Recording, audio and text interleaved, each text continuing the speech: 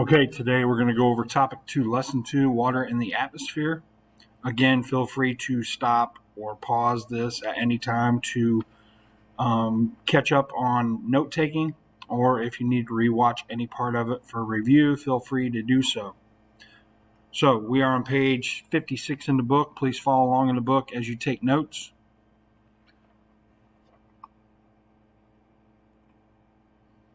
Water enters the atmosphere. Water is always moving between the surface of the earth and the atmosphere. What is this called? Of course, it's called the water cycle. You guys have been over this before. It shouldn't be that difficult. What is a cycle? It is a series of events that repeat in the same order over and over again. I think they used in the book seasons is a really good example of a cycle.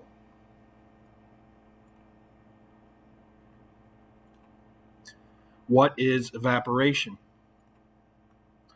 Of course, this is a much more complicated definition than maybe what you learned in 4th grade for evaporation, but molecules of liquid water are heated by the sun. The energy from the sun causes the water molecules to speed up and collide more often. As they collide, some of them escape and enter the surrounding air. How is this related to transpiration?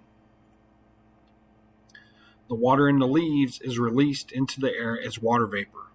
So transpiration is like evaporation from leaves.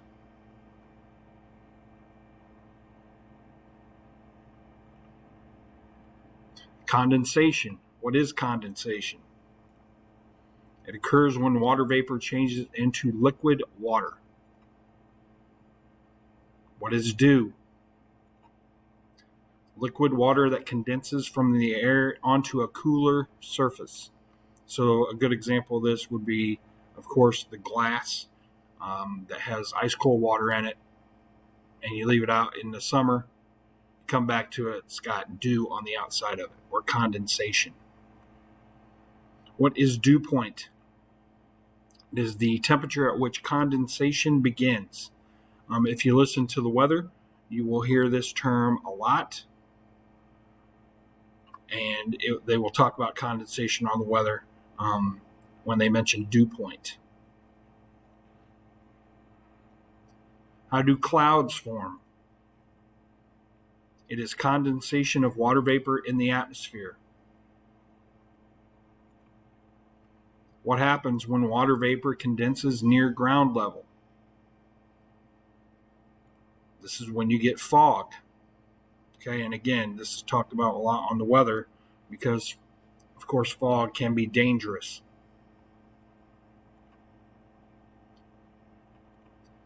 What is humidity? It is the measure of the amount of water vapor in the air. Warm air can hold more water than cool air. So this is why in the summertime we get high humidities, which of course affect how we breathe and what we feel like when we're outside. What is relative humidity? It is the percent of water vapor in the air compared to the maximum amount of water vapor the air can hold at a particular temperature. We're not going to get into this too much, but you will hear relative humidity mentioned in a weather forecast often.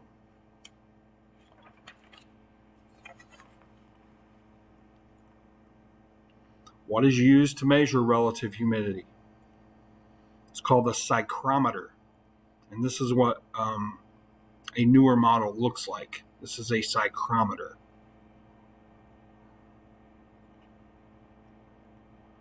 Precipitation is any form of water that falls from clouds and reaches the Earth's surface.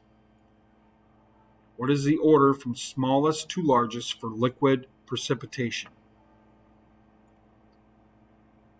This is the order: droplet, mist, drizzle, rain. So, of course, the droplet is the smallest, rain is the largest. Mist, drizzle are in between. What are other types of precipitation? Of course, you should know these by now: snow, sleet, freezing rain, hail. And, of course, we get them all in the Midwest. What do we use to measure the amount of rain? Of course, we use a rain gauge. You guys might have one of these at home, or your grandparents might have one at home. Tell how much rain we get. As far as snow, 10 centimeters of snow equals 1 centimeter of rain. What is that in inches? 1 centimeter equals 0.39 inches. So 10 centimeters equals 3.94 inches.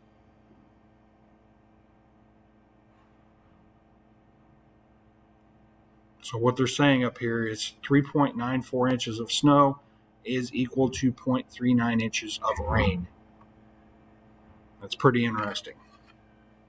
So those are your notes for topic 2, lesson 2, pages 56 through 64 for Earth Science. Again, review these. Make sure you have your notes taken.